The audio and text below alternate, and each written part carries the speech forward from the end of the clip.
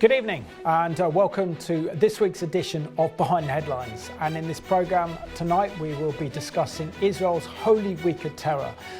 More terrorist attacks have occurred in the past few days in Israel during the time when the Jewish people celebrate Passover or Pesach, a time when Christians are celebrating the death and resurrection of our Lord Jesus Christ and Muslims are participating in Ramadan.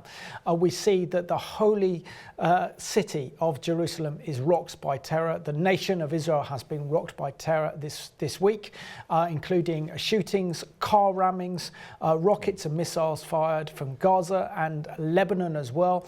And we are seeing Israel's security situation deteriorating, and particularly after the death of the two young girls. One was a child, the other was 20, and her mother died in a fatal terrorism shooting in the Jordan Valley, and an Italian tourist was mowed down to death on the promenade in Tel Aviv. And we'll be asking, as Christians, do we need to step up? Of course we do. Our prayers for Israel and the Jewish people at this critical time. Regan, it's great that we can do a programme on this together, and to think that so much has happened in this Holy Week, in the time of Passover to the time of Easter, and that the holy nation of Israel really is not the Holy Land right now, has been attacked after barrage of terrorist attacks, probably the worst that we've seen really in decades, that is eroding Israel's security and putting fear in the hearts of Israeli citizens. Yeah, Simon, we have to remember that this is a rare event where we have Passover, Ramadan and Easter fall at the exact same time. I believe last year it did as well, but normally it's every 33 years. So as individuals are celebrating and there's some overlap, there's in some cases invariably, you could say invariably, it shouldn't be that way, but in the powder keg that is the Middle East, there's going to be tension, there's going to be some struggles, and it brings out these festivals, these holy days or weeks or months, bring out the worst in those who are fanatics, those who are fundamentalists on all sides. So what you see is in some of the Christian communities at Passover time, blood libel was an accusation against Jews about that they were mixing the blood of children, Christian children, with their matzah meal, basically, and that goes back centuries to Europe. Then on the other side, okay, you have this animosity, routine attacks. We've talked about some of those as well at Easter time on Christians going to worship by fundamentalist, extremist members of the Jewish community. And then at times you have, every year though, whatever happens, every year, without exception, there is unrest, there's turmoil, there are attacks that are coming from the Palestinian quarter, particularly centered around al-Aqsa mosque, every year. Which is the flashpoint. That's the flashpoint. And this year what's happened is all these things have coincided at the same time, and yet again here I was thinking, oh, okay, well, we've not seen much untowardness. We've not seen much just yet, and then literally within a couple of days, it all starts to unravel, and we see lies and rumors spread by extremists to peaceful Muslims who are gathering at al-Aqsa mosque during Ramadan, that there's an attempt to overtake the Temple Mount. There's going to be an attempt to overthrow al-Aqsa, that it's threatened. So you have these fundamentalists who stir up and whip up the crowd into a frenzy. The IDF has to respond in some way. They're responsible for security. Okay, technically the Temple Mount is supposed to be controlled by Jordan, but they're not policing it. They don't police it. So Israeli security forces have to step in and have to corral. If there's a little bit of jostling that goes on, what happens? It produces more jostling, it produces more, some stones get thrown, the security forces have to retaliate even more. Then it just develops into this escalated nonsense wherein you have people running into the mosque, holding themselves up, acting as if they're under siege, throwing more rocks and whatnot, giving the police no option. They have no option but to go into the mosque and clear the site of the Temple Mount. And that produces this perverse sense of legitimacy in radical Islamists that they and Palestinian terrorists that they can attack and retaliate. While you were away in Israel at the beginning of March, we actually covered this as a topic for Behind the Headlines, warning that what we've seen in the past week was going to come about through Hamas, and that Hamas was engineering all of this to become the most dominant faction within Palestinian society and to have more influence over the PA, but also to flex their political muscles, as it were. So they've been coordinating with Islamic extremists in Judea and Samaria, living in the Palestinian Authority, particularly in the area of Jenin. They've been cooperating as well with Hamas operatives now in Lebanon. We've seen the largest number of rockets fired from southern Lebanon since the Second Lebanon War in 2006. We've seen rockets and missiles going off from Gaza. We've seen the horrendous car rammings and shootings of this British-Israeli family as well, which is absolutely sickening. A time of increasing tensions in the Middle East as the Muslims are observing kind of Ramadan and trying to use this in order to score political points, but also Israel's enemies smell a bit of weakness. They see the great divisions over Israel's proposed legal reforms as saying that Israelis are fighting amongst themselves. They look at the geostrategic situation in the Middle East, where the Saudis and the Iranians have just signed a normalization agreement, effectively meaning that the Saudis are no longer effectively an ally of Israel, but now they are effectively an ally of the Islamic Republic of Iran. The Iranians know they're close to developing nuclear weapons, and America's doing nothing to stop them. They see a weak president in the White House, who has not provided the security guarantees for the moderate states in the Middle East, the Gulf states, Saudi Arabia, Jordan, Egypt, and they see that Israel's in a very vulnerable situation and they want to maximize that. And of course, this happens during this holy week in Jerusalem, in the Holy Land, where Easter, Passover and Ramadan all meet at the same time, producing a deadly lethal cocktail that's resulted in horrendous deaths this year. Yeah, if we can track back and see when some of this unrest started, it's difficult. We can't say it's when it started because, as you rightly said, there were indicators of this going on from the very beginning of March. But where this escalation occurred, we can go to the evening of Tuesday, the 4th of April, which is essentially the eve of Passover. The Israeli people and Jews across the world would be sitting down to observe Seder and to remember the wonderful deliverance from slavery in Egypt by Yahweh of his people.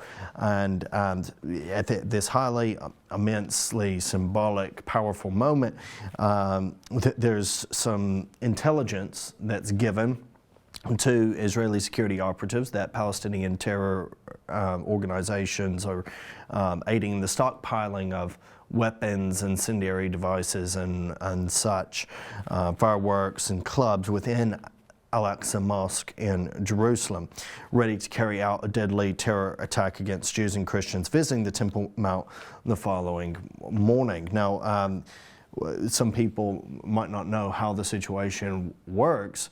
You might think, well, wouldn't some visitors have noticed? If you're not Muslim, you cannot enter al-Aqsa mosque. They have a very strict policy. They have people on the door to make sure that you do not even go within the door of al-Aqsa mosque. So you don't actually know what's going in and what's going out. Security is primarily for Jews and Christians, not for the Muslims going in.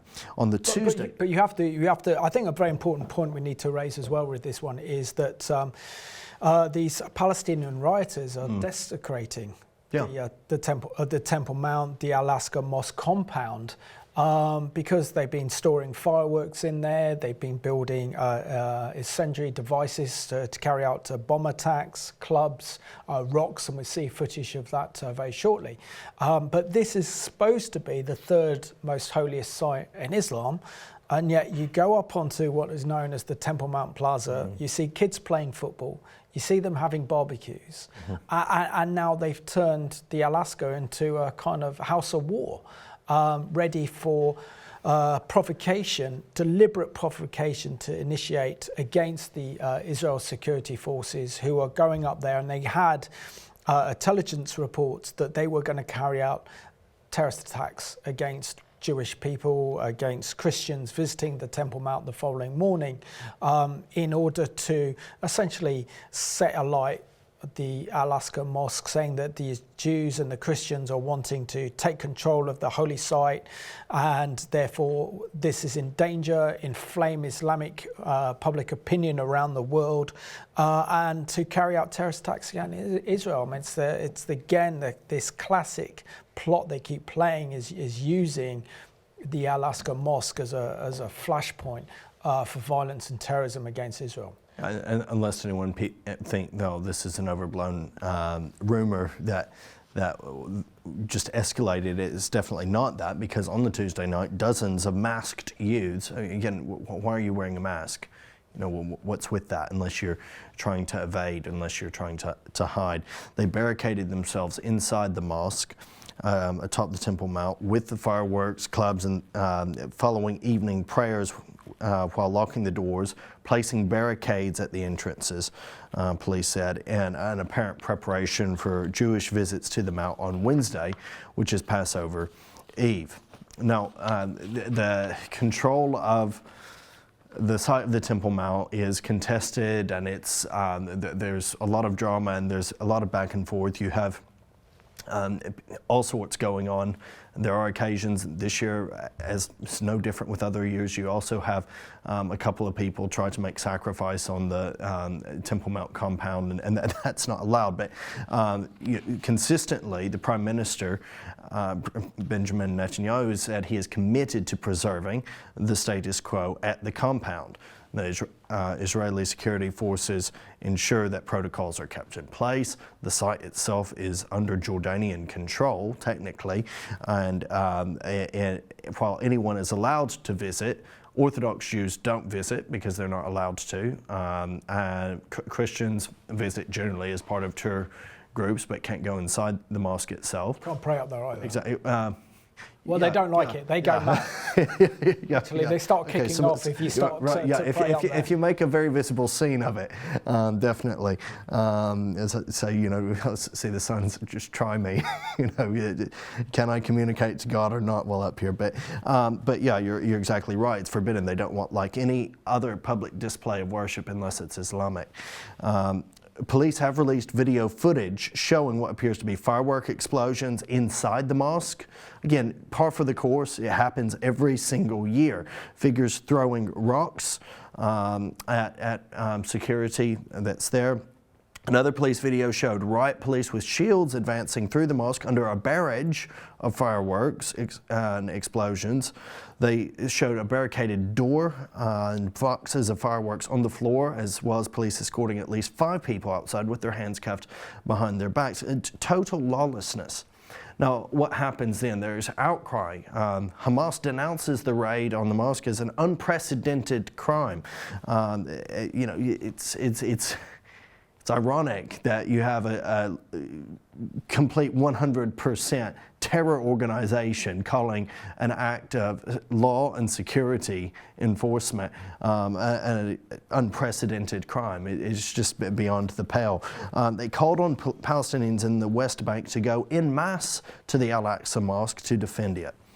and then Islamic Jihad got involved. I'll let you continue. Yeah, okay, well, I'll read his name. So Zayed al-Nakala, leader of the Islamic Jihad, said the situation at the al-Aqsa was a serious threat, said that Palestinians must be prepared for the inevitable confrontation in the coming days. And as I mentioned in previous programs on the Behind the Headlines, that Hamas are preparing for a third intifada, and this is what they're trying to initiate, which means uprising in English. We also see hours later that an Israeli soldier is wounded in the suspected shootings near the West Bank city of Hebron.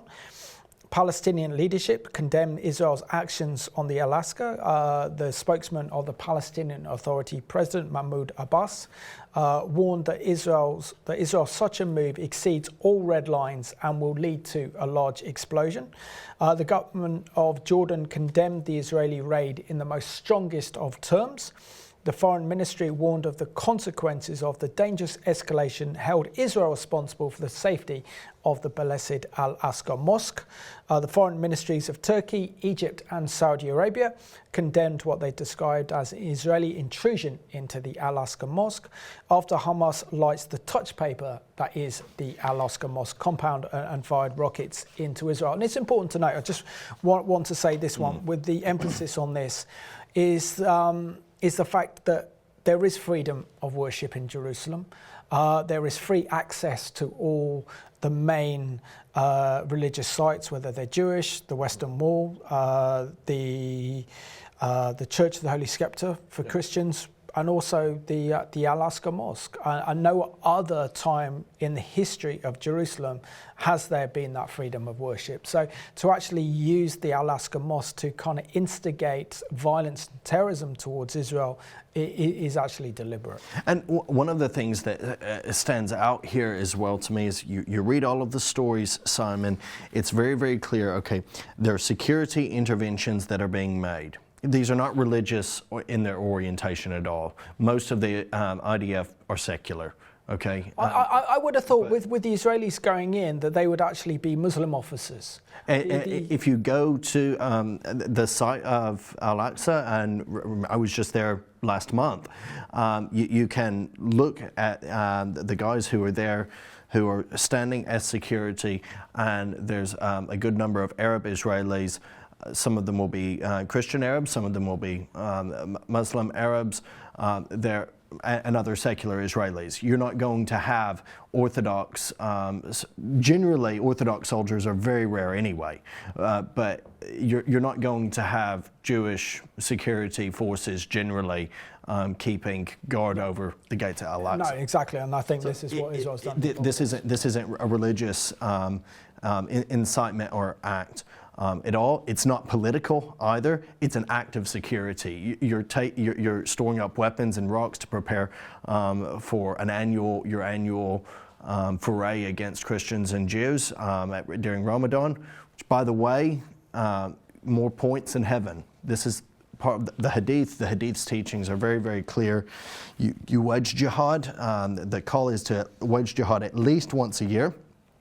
Okay, and there's different interpretations, yes, of jihad, but generally speaking, you're going to have a violent element to it.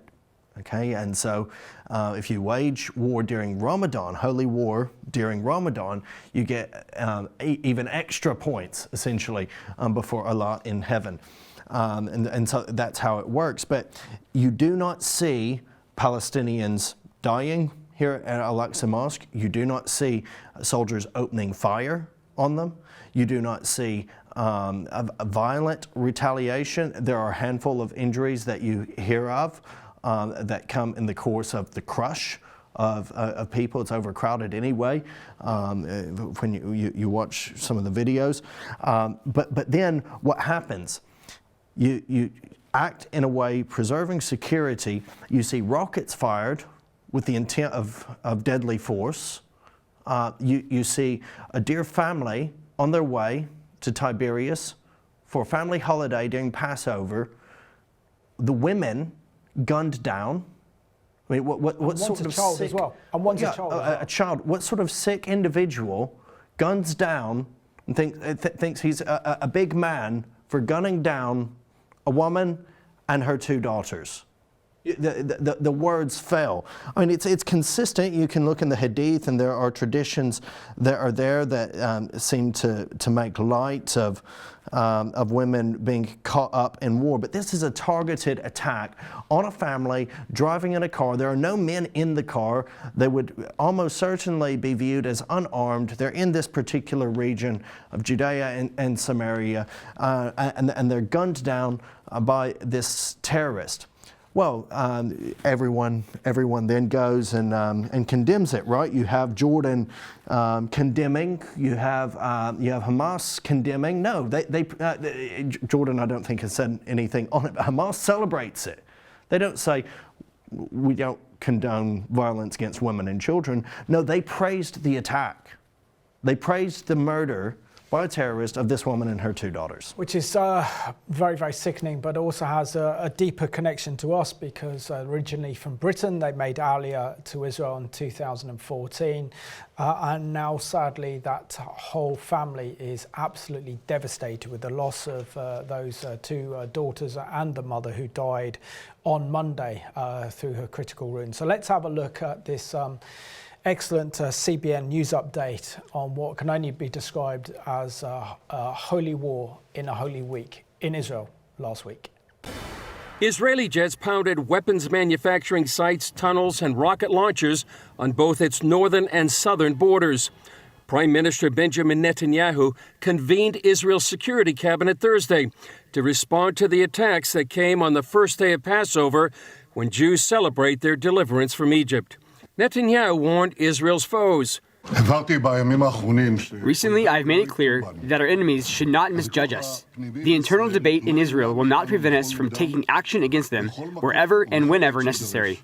All of us, without exception, are united on this. Benny Gantz, former IDF chief of staff and now head of the National Unity Party, also emphasized that the country stands united. It's rare for Israel to hit targets in Lebanon, and Israeli leaders hold the Lebanese government responsible for attacks from its territory. However, the Iranian-backed terror group Hezbollah controls vast areas of Lebanon. Hezbollah leader Sheikh Nasrallah warned Israel about clashes with Palestinians on Jerusalem's Temple Mount and said his group would support all measures taken by the Palestinians. So far, Hezbollah has not claimed responsibility for the rockets, but Middle East experts agree any attacks would require their approval. The fighting began Tuesday night on the Temple Mount, when Muslim men barricaded themselves inside the al-Aqsa mosque, a situation Middle East expert Jonathan Conricus told CBN News was part of a premeditated plan by Hamas and other terror groups. What they're basically trying to do is to create an impossible situation on the Temple Mount in the al-Aqsa mosque, for there to be confrontations as there were tonight, and then for outrage to be generated in the Muslim world and for escalation to start happening. These confrontations often take place during the month-long Muslim observance of Ramadan. And we're now joined by Sonja Oster-Barras, who is the Director for Christian Friends of Israel communities living in the beautiful biblical heartland of Israel known as Judea and Samaria. Sonja, warm welcome to the programme, especially thank you as well because it's still Passover or Pesach, and we've seen such tragic events occur in Israel over this past Holy Week. Share with us what you think lies behind these horrendous terrorist attacks that we've seen across Israel during the past week. Well, first of all, we have to remember this is the month of Ramadan, which is a Muslim holy month. Unfortunately, I think the Muslims have a different understanding of holiness than we do, because every year during Ramadan, we see an escalation in terrorism, whether it's rockets coming from Gaza, whether it's missiles coming from the north, whether it's additional or unusual terrorism going on here in Judea and Samaria. And unfortunately, during this year's Ramadan, we're seeing all three. Now, thank you for that take on it, Sandra. I take it from that you could be able to comment potentially to people who may say that there was provocation by Israeli forces the idea that there was some provocation on the Temple Mount? Well, no, not at all. I think, if anything, the provocation came from the Arabs themselves. It is the duty and obligation of the Israeli police to make sure that there is peace on the Temple Mount. And what happened was that a number of radical Islamists hauled themselves up into the al-Aqsa mosque and began violent behavior, barring themselves into the doors, throwing things, which required the police to go in and restore order. I would assume most of the people who come to pray at the Al-Aqsa Mosque are people who really want to do just that. They want to pray. And unfortunately, when we see Arab violence in their holy place, it is not just something that threatens Israel. It threatens the well-being of these Muslims who want to just come and pray during their holy month. And so, unfortunately, the pictures that went out were devoid of context and looked as if the police were just randomly, beating up people, when in fact they were subduing rioters and people who are violent. Sandra, why does this violence happen every year? Well, again, we're talking about Ramadan. We're talking about a time when, for those Arabs who see the issues in Israel, the Arab-Israeli conflict, as one that is religiously based, when you have a holy month like Ramadan, it's a time where they are much more focused on their faith than usual. And so you have these radical Islamists who believe that their faith calls on them to perform jihad, holy war. They take that literally. And very often, unfortunately, it's the Ramadan month that, that encourages this. I'm not sure that this is what should be. And there are many Muslims who would say this is a perversion of what Ramadan should be. But unfortunately, there are people, Arabs in Israel and outside of Israel, who think that this is the ideal opportunity to try to attack and create violence. And actually, they don't mind hurting their own if at the same time, and this is what happened on the Temple Mount, they knew that what they did would provoke the Israeli police to enter. And they were then going to use those pictures to call upon Arabs and Muslims all over the world with that cry, Al-Aqsa is in danger. You must come in and rescue Al-Aqsa from the infidels, from the Jewish infidels. And that created a certain amount of encouragement and incitement, if you will, for many of the terrorist attacks that we're seeing following. Sonja, you are one of those brave and courageous Jewish settlers who are living in the biblical heartland of Israel, known as Judea and Samaria. I'm not going to refer it to the Western terms. But what are your thoughts on the horrific gunning down in cold blood of these British Israeli sisters, Rina, Maya, and their mother, Lucy Dee, who died last Friday in the most horrific of circumstances? Well, I think that this was probably an attack that struck us so closely. This family is a family that all of us can identify with. Parents, Leo and Lucy, moved to Israel 9 years ago from Britain, from London. They were, doing this in fulfillment of their biblical calling, the idea of returning to Zion, making Aliyah, and they settled in Efrath, which is a lovely community in Judea, and became a very active part of that community. They were going on holiday on Friday. The family, seven people, the parents and 5 children, couldn't fit in one car. They took 2 cars, and they drove up to the north for a holiday during the Passover feast. And unfortunately, terrorists in a planned attack, aimed and shot at the car. And the 2 sisters, Rina and Maya, were killed instantly. Lucy lingered for some time, and she actually died yesterday. And it's just, when you see this family, the sisters, the brother, the father, he said last night, we were a family of 7, and now we're a family of before. It's tragic, it's heartbreaking, and you know that the only reason they were murdered is because they were Jews. They were on a regular road, just going along the Jordan Valley, on a road that so many people travel on all the time. Very close to that area, that not far, a few kilometers from there, a young American Jew was gunned down at the end of February. He was living in the States, and he came to Israel for a friend's wedding. And as he was driving down the very same road, he was killed.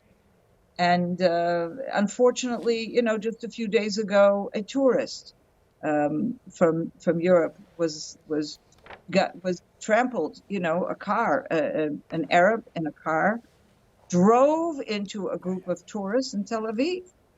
And so we see these incidents over and over again. And even though I attributed perhaps some of the intensity of the activities now to Ramadan is not the cause. It might be a catalyst of a certain intensity. But what we're seeing today is the age-old story that's been going on for more than 100 years of Arabs in this country, in the land of Israel, unwilling to accept that this is our land and that we belong here. If the terrorism against Israel escalates, could this lead to war in the Middle East? Especially, we're seeing Hamas has fired rockets from South Lebanon as well. There may be the perception that Israel is particularly weak at this time, where there's also been some internal conflicts. What do you think in regard to where this conflict is headed? Well, I certainly hope that we're not looking at war, although most security experts today do assume that at one point or another we will be engaged in war with Lebanon, with Hezbollah in Lebanon, Hezbollah, which is an Iranian proxy, Syria, which has been more and more cooperating with Iran. There are ongoing attacks by the Israeli Air Force against different targets in Syria that are representing Iran armaments.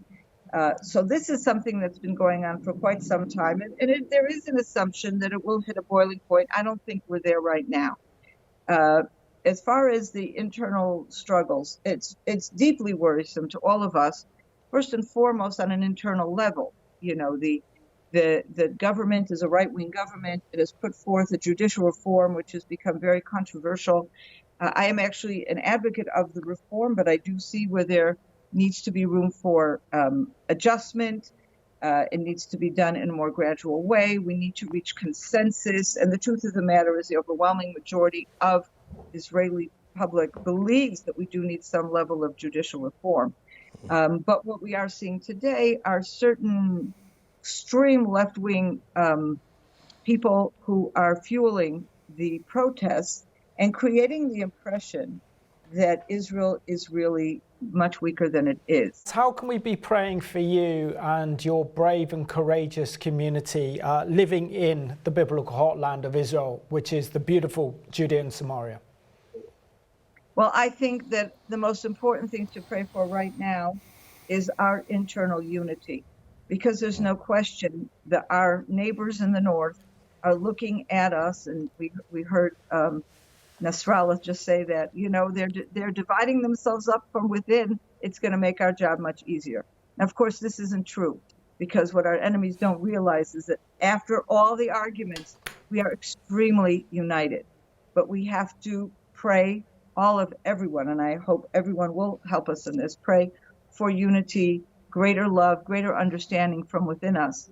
And of course, to pray that our enemies will realize that whatever they try to do against us, it will be futile. We will prevail.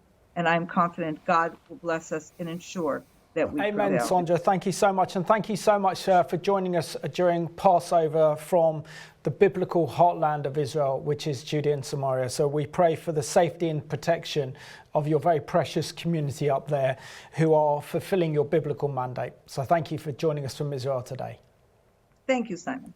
Very thankful to Sondra for her insight on this occasion, and do please continue to pray for her and the many people who are there in that under threat area of Judea and Samaria. Now, last Thursday, after Palestinian militants launched a barrage of rockets from Lebanon, we see it was the heaviest rocket fire from Lebanon since Israel fought the 34-day war with Hezbollah in 2006. It's the first time Israel has confirmed an attack on Lebanese territory since April of last year. The IDF rightly responded by bombing Hamas sites in Gaza. More rockets were fired from the Palestinian coastal enclave overnight on Thursday, drawing retaliatory Israeli airstrikes in Gaza and in southern Lebanon. An Israeli soldier was also hurt in a shooting attack in the West Bank just north of Jerusalem. Which is different. I mean, this is very, very different from the big flare-up in 2021.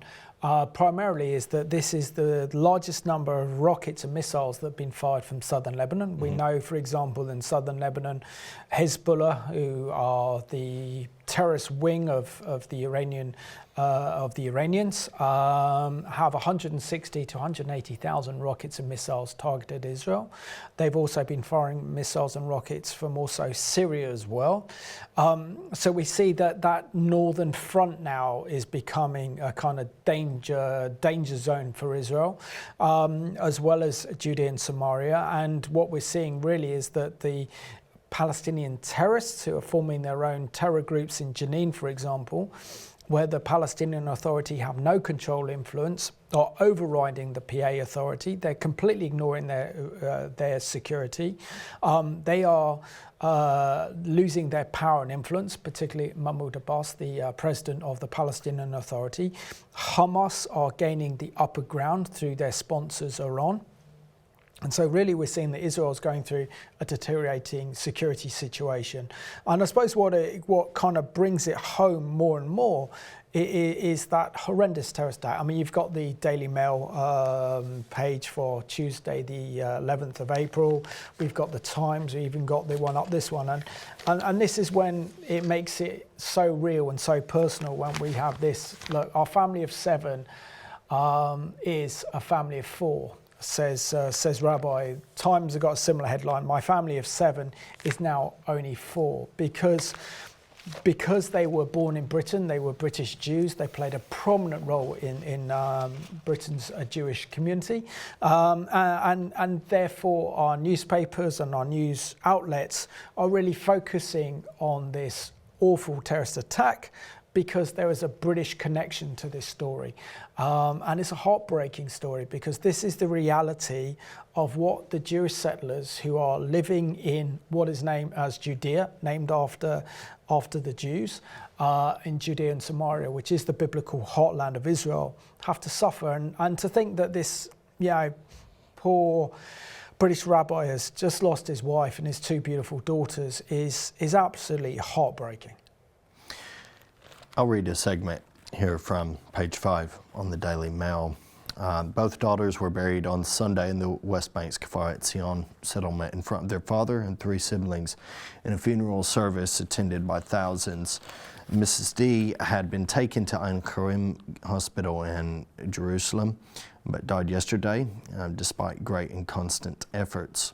Rabbi Dee said the family had set off from their West Bank home in 2 cars en route to a holiday. He was in a separate car to his 2 daughters and wife. He tried to call each of them after being alerted to an attack in the area before realizing he had missed a call. He said, I saw a missed call from Maya at 10:52. I hadn't noticed it ring and had not picked up the phone. And the feeling that she called me during the attack and I wasn't able to speak to her will come back and haunt me for a while. The rabbi went on to explain that he was able to identify his daughter Maya at the scene, and he then drove to the hospital where his wife had been taken.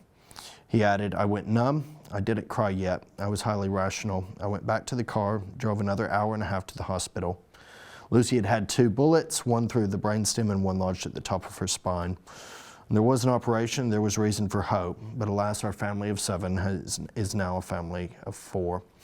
But there's something really remarkable, some redemptive element that's come out of such great grief and catastrophe. The hospital said that the Dee family has decided to donate her organs to help save the lives of others. And you shared with me, Simon, that I believe already 5 lives have been saved as a result of Mrs. Dee's donated organs. Which is incredible. Yeah. And I'll just give you a little bit of background on the Dee family. So Rabbi Dee served as the assistant rabbi for Hendon United Synagogue between 2008 and 2011 and was a senior rabbi at Radlett United Synagogue from 2011 to 2014 before making Aliyah.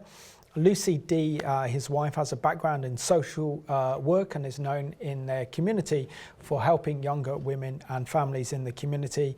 And just before leaving Israel in 2014, Rabbi Dee said they always miss Israel since leaving 6 years prior. They said, "We missed it intensely. We love the Jewish state, the huge array of Jewish learning institutions, the fact that bus stops on the Sabbath, the ability to buy kosher food in any supermarket, and a culture that is truly in tune with our own." And according to emergency services, Magen David Adom a report was received at 10:55 a.m. on Friday, which was Good Friday. About the attack, paramedic Denis Polakov said that when they arrived at the scene, the 2 young women were unconscious and without pulse, not breathing, with multiple system injuries, and after medical tests they were pronounced dead at the scene. And the 40-plus-year-old woman is suffering from severe multi-system injuries, and we're fighting for her life at the scene, but sadly she died on Monday the 10th of April. Israeli media said that the terrorists opened fire on the family who had been travelling to Tiberias for a holiday, and that they had returned to fire more shots before speeding away. And Kalashnikov shells casings were found at the scene, and a manhunt is underway. That sadly, as horrible as that is, has not been the last of the pain that Israel has been facing. We see there was on the evening of Good Friday a car ramming in Tel Aviv. On Friday night, 36-year-old Italian tourist Alejandro Perana was killed in a car ramming attack in the Tel Aviv promenade. 7 people were injured in the same attack in addition to that one fatality. And emergency services confirmed to the Jewish Chronicle that that included 2 British women aged 17 and 74 and 1 British male aged 70 who they have yet to be named. The terrorist has been identified as a 45-year-old Arab Israeli from the city of Kfar Qasim, and he was neutralized by a police officer who happened to be at the nearby petrol station and saw him reaching for a weapon in his overturned car. Israel's Foreign Minister Eli Cohen said Israel and Italy stand united against the terrorism that threatens us all. In a conversation with the Italian Foreign Minister, I expressed my condolences on behalf of the government of Israel and the people of Israel, and I heard from Foreign Minister Tajani that the Italian government stands by Israel in these difficult days when we are under terrorist attack and supports Israel's efforts to calm the spirits. So let's have a look at this excellent CBN news report put together by Chris Mitchell, really saying how that Iran has been behind this horrific week of terror during Israel's Holy Week. More than 30 rockets were fired from Lebanon into northern Israel and at least 6 from Syria. After the rocket attacks from the north and south, Israel hit targets inside the Gaza Strip, Lebanon, and Syria. Many believe Iran is leading this push from behind the scenes. Just last week, we saw the heads of Hamas, Ismail Haniyeh, sitting together with the head of Hezbollah, Hassan Nasrallah, in Beirut, behind pictures of the imams that lead the Islamic Republic, Khamenei and Khomeini before that. So there's no doubt that it's Iran that is trying on every single front to attack the state of Israel. Trayman believes Iran is now sensing weakness inside Israel. The Iranians are looking at what's going on in Israel today, and this includes the debate and the protests over judicial reform, the challenges to the current governing coalition, and are recognizing that this might be a prime time to test the strength and resolve of Israelis here in Israel and to stage attacks. In an apparent move toward Iran's meddling, the U.S. Navy is deploying a guided missile submarine capable of carrying up to 154 Tomahawk missiles to the region. It released pictures of the submarine crossing the Suez Canal on Friday. Israel is also reeling from terror attacks inside its border. This ramming attack on the Tel Aviv promenade wounded several and killed this 35-year-old lawyer from Italy. Family and friends mourned two sisters after a Palestinian terrorist murdered them in a shooting attack on Friday in the northern Jordan Valley. Their mother, also shot in the attack, is in serious condition. The flashpoint came last Tuesday night when Muslim men barricaded themselves in the al-Aqsa mosque on the Temple Mount. Israel police negotiated with them to leave, but they refused. When the police entered the mosque, the men set off fireworks and threw stones in retaliation. And video spread throughout the Muslim world, providing the pretext to attack Israel. The escalating tension here comes as Muslims are celebrating Ramadan on the Temple Mount. Jews observe Passover with the Kohanim blessing at the Western Wall. And Christians gather at the Church of the Holy Sepulchre and Garden Tomb to celebrate Christ's resurrection. It's rare to have all these holidays fall at the same time. Chris Mitchell, CBN News, Jerusalem.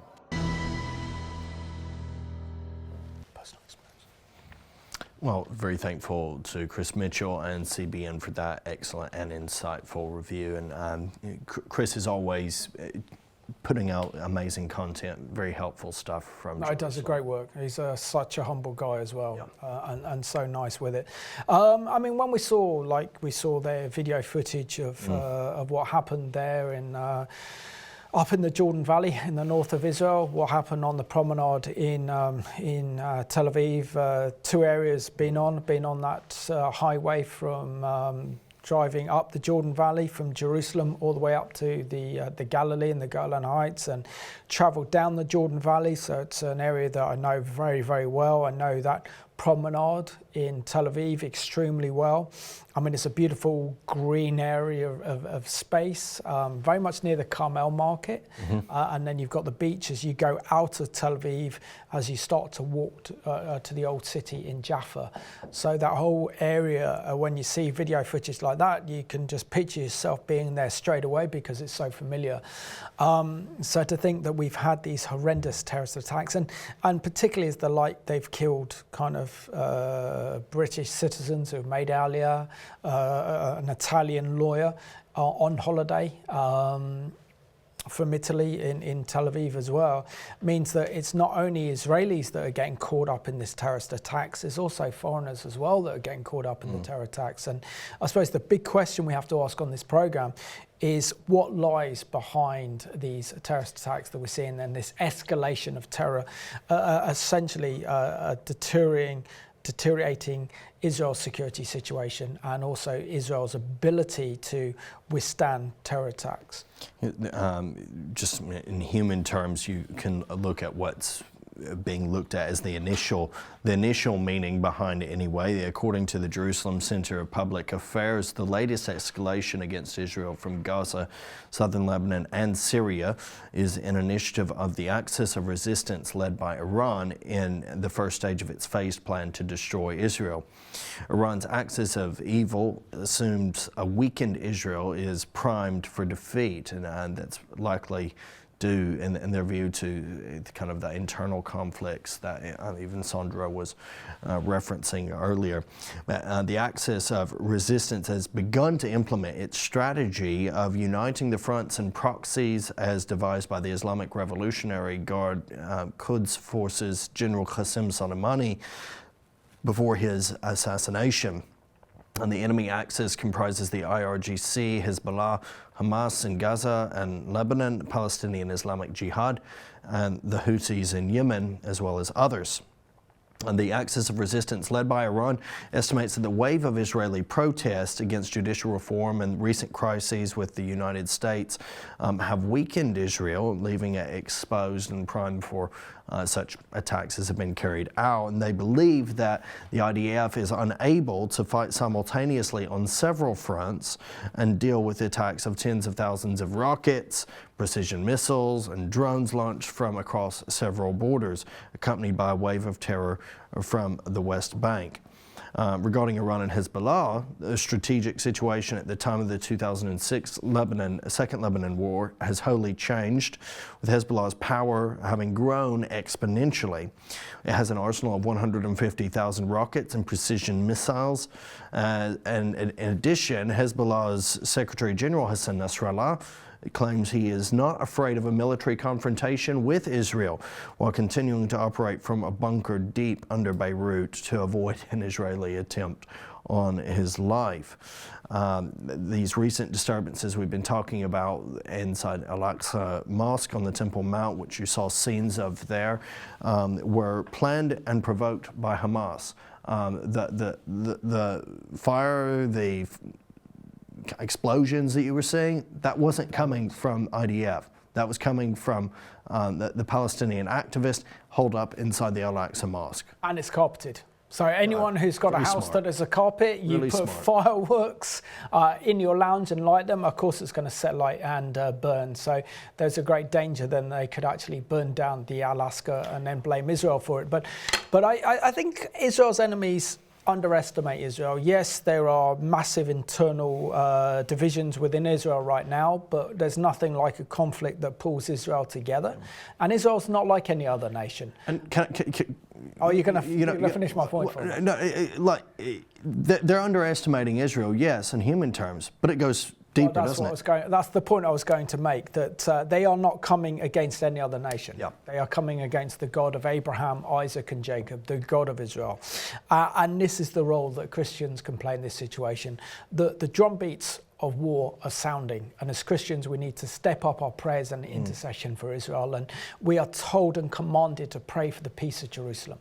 Peace doesn't mean the absence of conflict, it means that God's presence would be in Jerusalem to defeat the powers and the principalities and powers of darkness that want to destroy the nation of Israel. That's what's behind Iran's involvement with this axis of resistance. That's what's behind Hezbollah's attempt to, and Hamas's attempt in particular, to fire rockets and missiles into Israel, to ignite the Al-Aqsa mosque compound. Israel's up against really dark spiritual forces, as well as real deadly forces as well. And this is why Israel needs our prayers and our intercession like no other time. And we need to be ongoing in our prayer. It can't just be sporadic. It can't just be something that's isolated. We need to be insightful. Guys, we've reported on it here and behind the headlines. Just kind of a growing collapse in some sectors. I've seen quite disturbing social media postings from ignorant Gen Zers and millennials in the United States who I think are just looking for some latest trend to hop up on, and so literally when they're in the wake of retaliatory attacks by Israel on terrorist cells, you have these parades that go on, and everyone gets out the Palestinian flag and they wave it, or they wear T-shirts, free Gaza and everything. Gaza is only a prison because it's ruled by Hamas. Exactly. It needs to be freed. I'm with you. # free Gaza. Free it from Hamas. The people there are suffering. I was talking with a Palestinian friend in Bethlehem on my recent visit, and he says, we have nothing to do. We don't want anything to do with Hamas. It needs to be completely gone. It needs to be cleared. Gaza, we can't enter Gaza, even if we wanted to. No one wants to go there, and the people who are there can't wait to get out. But they can't get out, not because of Israel, because of Hamas. It has its own way of operating in retaliation. And the sooner we in the West get to grips with this, are there complexities in Middle Eastern politics? Yes, in some ways. You can say in Israeli politics, we've reported on that on this program and others. But this is a pretty cut and dry issue here. We're talking about terror, we're talking about justice. And there's no way that we can equivocate and just kind of back down and act as if we have to understand the ideology behind this, and it's a demonic, fundamentalist, extreme, radical Islamist ideology that wants to destroy the nation of Israel and replace it with an Islamic theocracy controlled by Sharia law. Clearing it of Jews from would mean another Holocaust. You know, the ethnic cleansing of the Jewish people once again, another Holocaust, but this time in the Middle East. And Israel can't afford to make any mistakes. She's a small nation, and she's surrounded by hostile enemies. Israel's greatest ally in the United States is letting Israel down badly by not providing security guarantees for Saudi Arabia. So they've looked for those security guarantees elsewhere. They've gone to China, and by going to China, they've now entered into a reconciliation agreement with Iran, which is playing a part of this. And now the Iranians no longer feel the Saudis of the Gulf states because they're in their clutches. And therefore, they're seeing this as an opportunity that Israel is weak. Israel doesn't have international support and backing from the United States. They're close to developing nuclear weapons. It's Ramadan. And this is our moment to destroy Israel. But we know that it's the God of Israel that reigns in Israel. And it's the God of Israel that they should fear. Read the history, you see it. God's hand of sovereignty is there. We can look at this, Simon, and it's a grim state of affairs. Is God still over Israel? Is he still over these events in his sovereignty? Absolutely. And so Satan always overplays his hand. I believe what we're seeing here, especially and even through these attacks on foreign citizens, I've seen more press, positive press concerning Israel in the past week than I have at any time. Why? Because I think maybe people are realizing, oh, when their own citizens are under threat, this does go beyond some internal land conflict. There's something else going on here. And so we need to continue fervently praying that the Lord would guide, he would guard, and that he would grow Israel. Amen. It's great to be joining on this difficult but necessary discussion on Israel's deteriorating security situation in the Middle East. And I want to thank you for watching at home. And I'm calling all you Israel supporters out there. This is our moment and our opportunity to stand in the gap and start praying and interceding for Israel, to get on our knees before the God of Israel, for the God of Abraham, Isaac and Jacob, to deliver Israel from this very precarious situation, because the drum beats of war are sounding. Israel needs our prayers, and we need to step up our prayer and intercession for the nation of Israel. So thank you for watching this week's edition of Behind the Headlines.